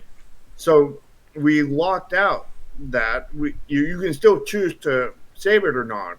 That's still a choice, but now it automatically kicks you right into the new game plus without taking you to the menu, and then you go through and you get to certain points and you realize that it's changed. You're not picking units. You're back on. Mm-hmm. You're not picking units again. You're back on the map, and you go into the your first level, first map again, and you realize now you're getting a tutorial for the level scaling. I mean, Mm-hmm. that is something that we changed during that final beta, basically phase, that where we were telling them to be absolutely as critical as possible. They didn't even say much about it. They just said that they got kind of stuck there, and that was, I think, an absolutely critical thing. And I Mm-hmm. think that there's still a little bit more that I need to do about it, because even after all that, I had somebody go all the way to the end of the cutscene, get out to the map, and then instead of clicking the map, they just exited the game and then re-entered it. I Mm-hmm. was like, oh no, just Yeah. like 1 second away. You're just one click away. It's like, okay, when we do the remake, we're just going to automatically kick you into that first level. We're not even going to take you to the map. We're just going to Yep. automatically kick you into that first level. Mm-hmm. And this is all like from good feedback, even though they didn't say necessarily anything critical about it. It was still feedback Mm-hmm. by them telling us that they were stuck or having issues with this part. And I was like, oh, you're not doing that right, because that's Mm-hmm. not the way I meant for it to be done. Let me, Mm-hmm. put in something, Yep. let me change it up so that it you can experience it the way that it's meant to be experienced. But you don't want to be telling the player that. That's a very big no-no. You don't want to be saying to someone, "You're playing my game wrong. Do it like this." Mm-hmm. And it's very hard, again, for a lot of developers to realize that, because, like we've said when we talked about this topic previously, you need as many eyes on your game as you can. Not just your friends and family. You need hardcore players who have no relation to you. You need new players who have never played this game before and know who you are as well. And there's a greater topic here, I think, about how to get people to play test that. I think that's beyond the scope for this piece. But you have to be able to accept criticism from all aspects. Because again, just because people love your game doesn't mean they're going to be giving you the best feedback. And again, like we said, somebody saying your game sucks and is stupid is just as useful as saying your game is perfect. I know there's nothing wrong with it. And hello, Siri, thanks for coming on. Yeah, and to what you said about your game is perfectly fine and your game is crap. I mean, that's not really feedback. I mean, Mm-hmm. that's saying something, but it's not Yeah. feedback. And I mean, it's good that they enjoy your game, but them enjoying your game isn't going to make your game better. yeah. Them telling you that they really enjoy the game, but this one part was kind of a sticking point for them, Mm-hmm. and they didn't particularly like this part. They think that it could be changed to be better.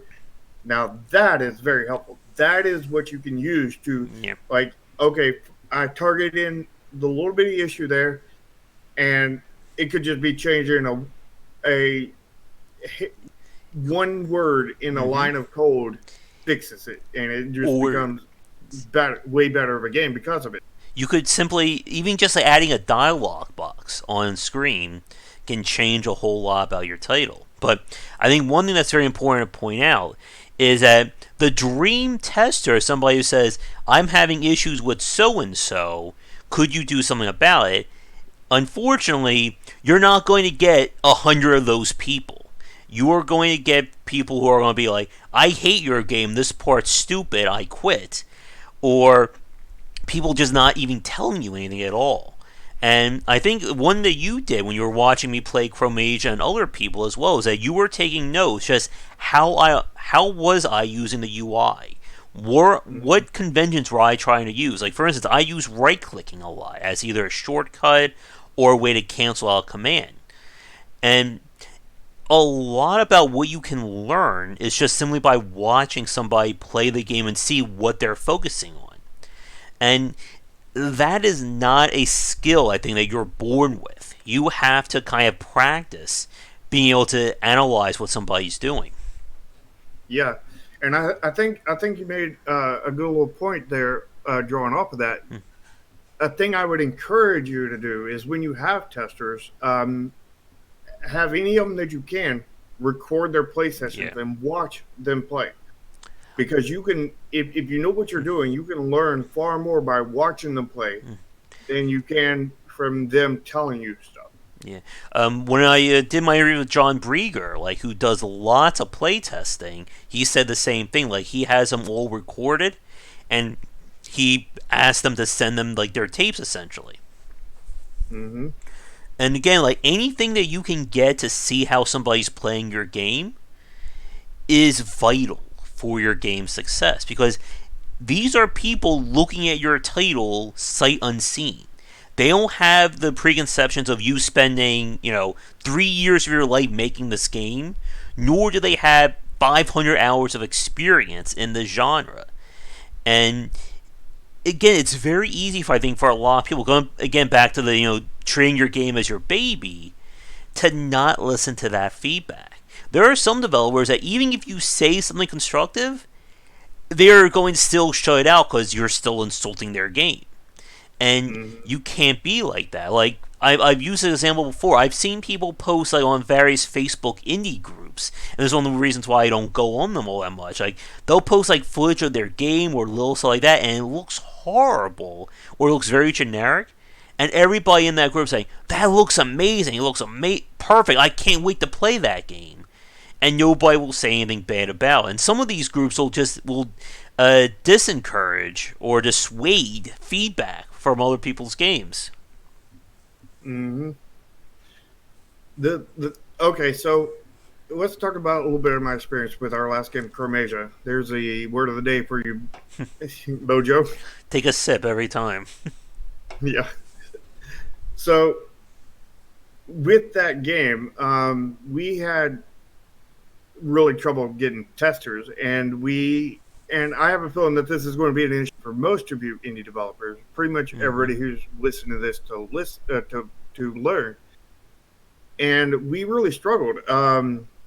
I went to multiple discords. I went everywhere I knew to go to ask people publicly to come play our game for free. Mm-hmm. Get a free key, come play our game, and give us feedback and whatnot.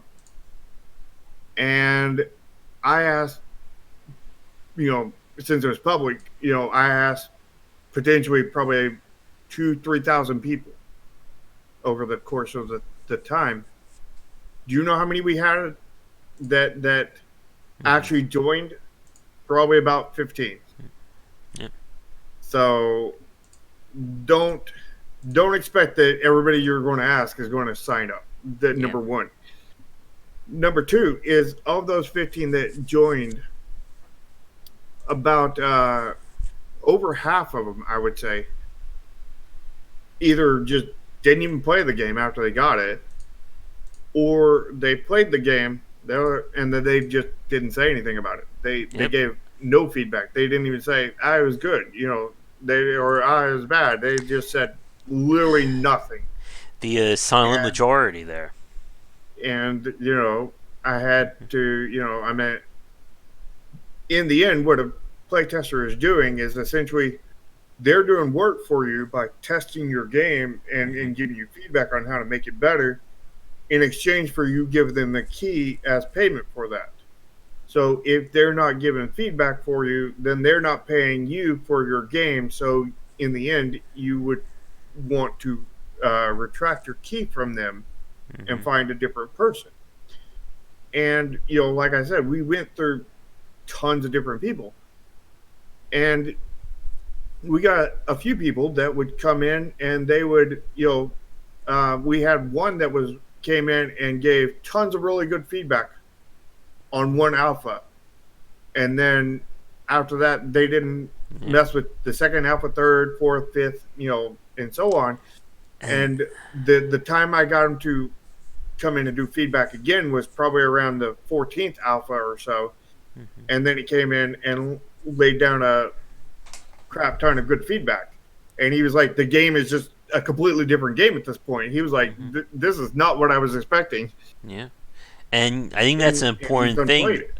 Like, unless you are paying the person, like, directly, actually have a contract with them, you can't force people to play test your game or give you feedback along those lines. I think this goes back to what we were saying a minute ago, that this is why recording footage helps you out a lot, because it's as easy as just them hitting a button on their keyboard, play the game, and just email you the copy. Like, they don't have to put in any more work than that. Like, if you ask Well, someone, yep, it would be good that they put in more work than that, but that would be a huge piece of the puzzle right there. that'll at least just be like a really good bare minimum. Mm-hmm. And this is one of the things I think you have to be aware of when you do early access.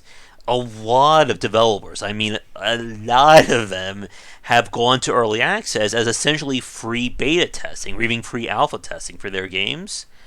But again, you can't expect somebody to do that for you just because you put the key out there. Now, you will get people who will give you feedback. That's just the nature of how this works. But if you're expecting everyone who bought your game on early access to write a 5 to 10 page report on how your game plays, what they found good, what they found bad, it's not going to happen. Yeah, and and for me personally, I wouldn't want a 5-page report. What I would want is a report of, you know segmented, a sentence, 2 sentences, 3 sentences, whatever, however long it takes to get a point across. Uh, this is the pain Mm-hmm. point, this is the pleasure point, and then just a list of those, Yeah. just an itemized list of things, But and as many things as I can come up with. I think the problem with that is that you're once again putting a lot onto the tester's side of things.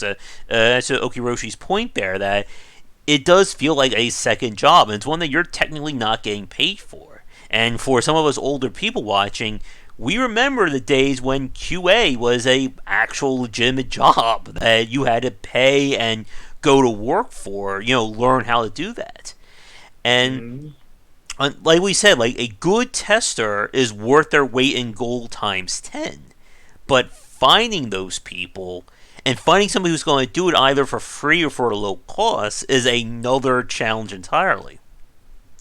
Yeah, and the so we found another tester that was we had another tester that was just a really big fan, Mm-hmm. and he would go through. He went through the whole game the first, you know, 10 or 15 times, and we sort of burned him out, kind of thing. He Mm-hmm. played so much of it, he didn't want to play anymore, kind of thing. Yep. So after we burned him out, like he would only play like one map or something Yep. every other alpha after that, and he would come back with a few pieces of feedback each time, but he would still put in. Mm-hmm. And I mean, it was nowhere near as valuable as him going all the way through, but Yep. like it was still like super valuable. And then Yeah. we would had one person who was came in probably about 3/4 of the way through. I think it was around alpha 8 or so. We went all the way up to 12.4 before we went beta, Mm-hmm. and he came in around an 8, and he would play through every single time, Mm. and he was full of criticism and whatnot. Although most of his criticism was towards the Mm-hmm. particular color blindness, and he Yep. has like I don't know what the name of it was, but it was sort of like an animation kind of blindness to it, and he would tell Mm-hmm. us that these colors aren't working, or that that this animation is like too fast or too harsh on his eyes, and we would adjust it and whatnot for that. And I think that's another very important point. Every tester, everyone who's going to be looking at your game, is going to have a different focal point for it. Like for myself, I'm a mechanics guy. I will regale you with all the things I find about your gameplay loop. But And don't your come UI. Yep, but don't come to me asking me what do you think of the story? Did the story move you? Do you love these characters? That's not where my interest is. Just as you'll have people who will, write detailed descriptions about what they thought of the lore of your game and just say, "Yeah, the combo is okay." Yeah, exactly. And this is why you need as many testers as you can Mm-hmm. as that work. I mean, since you're only offering them a key, you cannot expect them to be Yep. all in on every alpha. I mean, they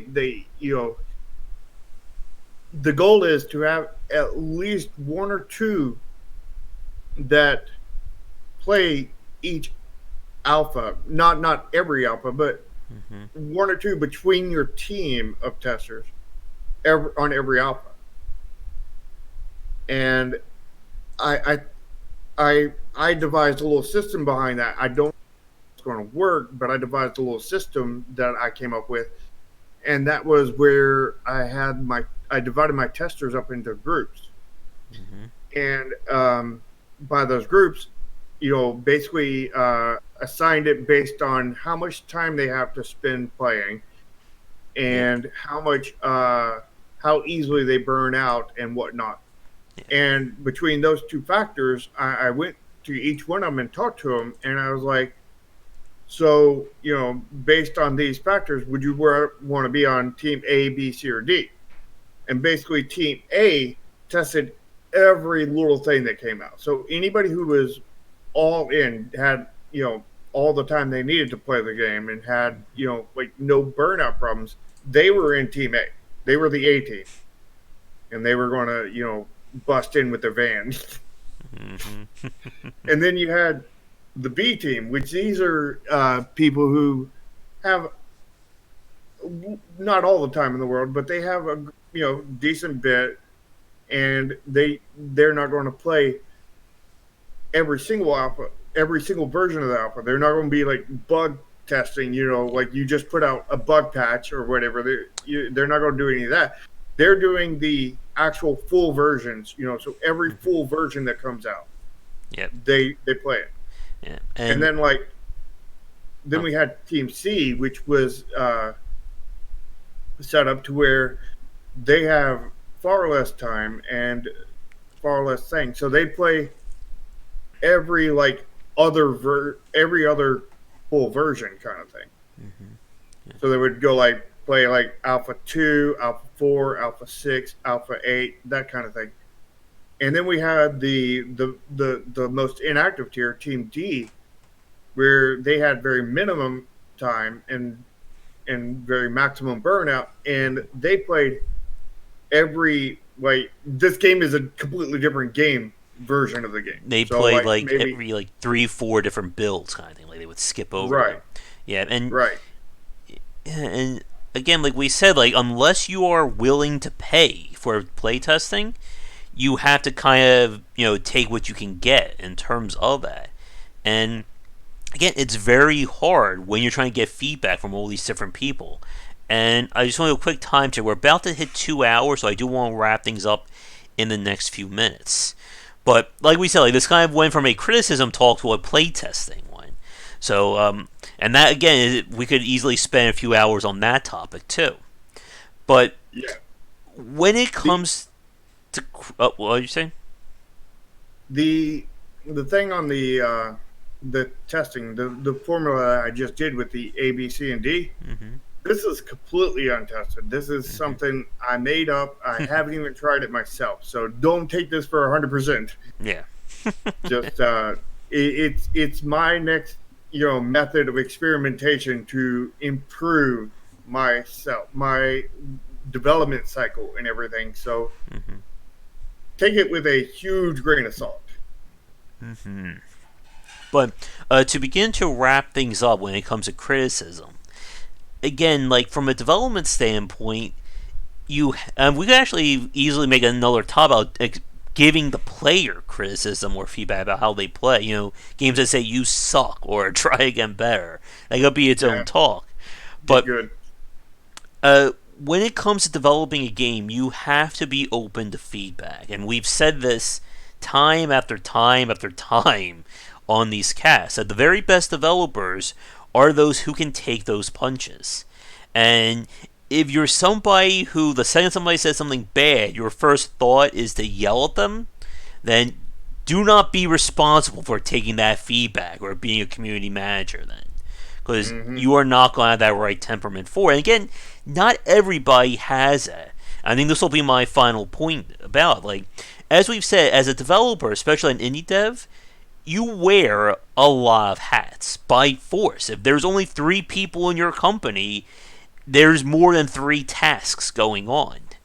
And it's important to either learn those skills or get somebody there who can do it for you because it is essential. Like Shark's description over the last few minutes about playtesting for Chromasia and so on, you need somebody who can organize this and be able to take that feedback. If all you do is, if somebody says your game has some problems, is tune them out, you are not able to improve on your design. And Yeah, if you're just going to turn them out, there's no point in playtesting at all. yep. Just release your game, and then everybody's going to be saying some really nasty stuff on your Steam page. Mm-hmm. And it's very hard for, like we said, like game design is, or video games are an art form, but at the end of the day, they're still a product as well. And if you have any intention of selling your game, again, selling for profit and selling it are 2 different things sometimes, you have to be willing to look at what people think about it. We've used this example many times over that anyone can build a car, but if you build a car with 3 steering wheels, 4 brake pads, and mirrors all over the place, you're being different, but you're not listening to what the market wants. And this is what playtesting effectively is, and why companies, like to Algora's point earlier, this is why they spend millions of dollars on playtesting, marketing, feedback, you name it, because they want to know what people think about this game before it comes out. Because if somebody finds a major problem with your game and they discover during the alpha, that could very well save your entire game compared to somebody figured that out day one on retail. That somebody plays their game and goes, hey, this whole system you put in, it's completely broken, it doesn't work. Hmm. Why didn't you fix this 2 years ago? Exactly. The thing you said about games being art, I mean, they are art, but that doesn't mean feedback is invaluable. Yep. Feedback, I mean, you give feedback on art. Mm-hmm. You draw, for example, you draw an image or whatever. and you put a eye patch over the eye of the character, and you put a skull on it, and then people look at it and they're like, I really like the image, but that skull on the eye patch just really does not make Mm-hmm. sense. I mean, this character is not cartoony at all. This is like a super realistic thing, but you have a cartoon skull with a little Yeah. bow on its head on the eye patch. It doesn't fit. Yeah. Why don't you take that off and just leave it a black eye patch, Mm-hmm. and that would look really badass and really awesome, and Yeah. you know, and your art will prove because of that. I mean, your video game is art, and the feedback on that art will Mm-hmm. make that art better. Yeah. So And do it. and again, I think another thing, like there are developers I've seen a lot of some developers will do this. Like they'll praise themselves for insulting somebody for criticizing their work, or they'll get a lot of you go, how dare this person talk back to you. And I'm just sitting there going, no, don't do that. Again, you have to be willing to bend in these regards. And what we're saying isn't just saying, take every time somebody, screams and shouts at you, write that down. But you have to be able to look at why people are having problems with your games. Because one person says something mean and nasty about your game could be the same problem that somebody else is having, but they're putting it in a different way. Yeah, and you bring up a kind of a big part that we've missed at this Mm-hmm. point, and that is when people leave feedback. The kinds of feedback that they leave, you get these. Mm-hmm. You get like some comments that will be like, "Hey, I liked your game, but this one part was I didn't enjoy that at all." Mm-hmm. And other ones you get, man, you need to freaking fix this one part. It's horrible. You're horrible game design. Mm-hmm. You need to fix this stuff. You're This is lazy. Don't uncalled forget for. that. You're lazy. You're good for nothing. Mm-hmm. Fix your dang game. And what you need to do is reading those all day are going to drive you absolutely mad. Mm-hmm. So the way you deal with this is you take all the insults and you just delete. You get to that core nugget that this system is not right. And ignore the "you're stupid, lazy developer," blah blah blah. Yeah, you take that one like sentence or phrase and you mute all the cuss words and stuff out of it, and that is worth gold right there. Yeah. That And is a gold nugget in a pile of shit. and here's an example, and this will be the last thing that I have to say. I played a platformer that required you to use the two different sticks to actually jump around. Like it use the right stick for kind of shooting your character around. And because I was left-handed, I couldn't play that game as well because the primary action was set to my right hand instead of my left, and I left a negative review on the game because of that. And one of the fans, and we can even talk about approaching fandom as well, that could be another topic as well, that Mhm. one of the fans yelled at me saying, "Oh, you're being stupid because you can't use your right hand to play this game." And then the developer left me a comment right after that one saying, "Do you think it would improve if you could swap the analog sticks function around?" And I said, "Yeah." And I think they eventually did do that. So you have to be able to. You never know, I think, what somebody's going to have trouble with in your game. Just you never know what kind of feedback you're going to get from it. And you have to be able to listen to it in all walks of life.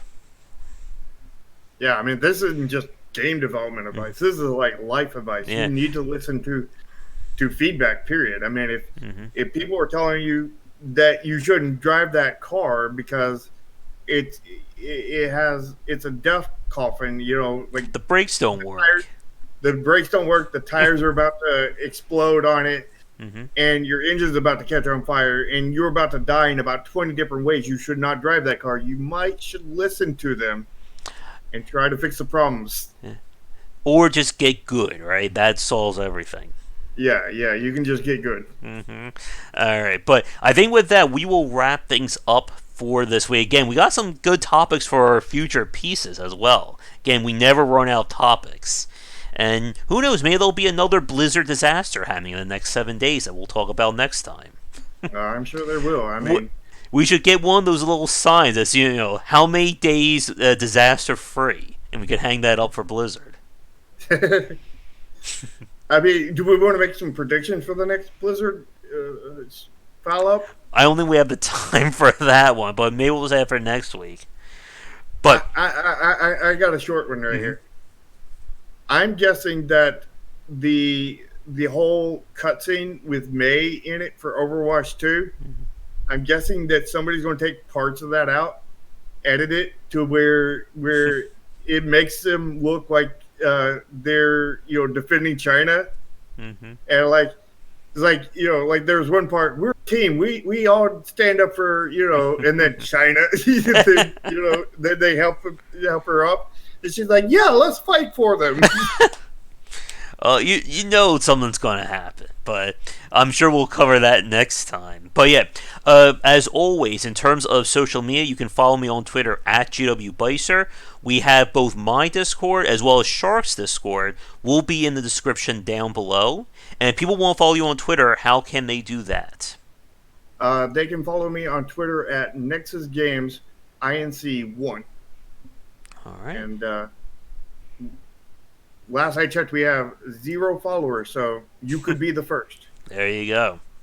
All right, but we'll be back next Sunday for another live show. I'll be back later tonight for our regular game streams, and come on back for daily discussions on game design here and on game wisdom, where some of the art and science of games. Have a great rest of your Sunday, everyone. Thank you for the Blizzard crowd cheers there, and we will see you all next time. Take care. See ya.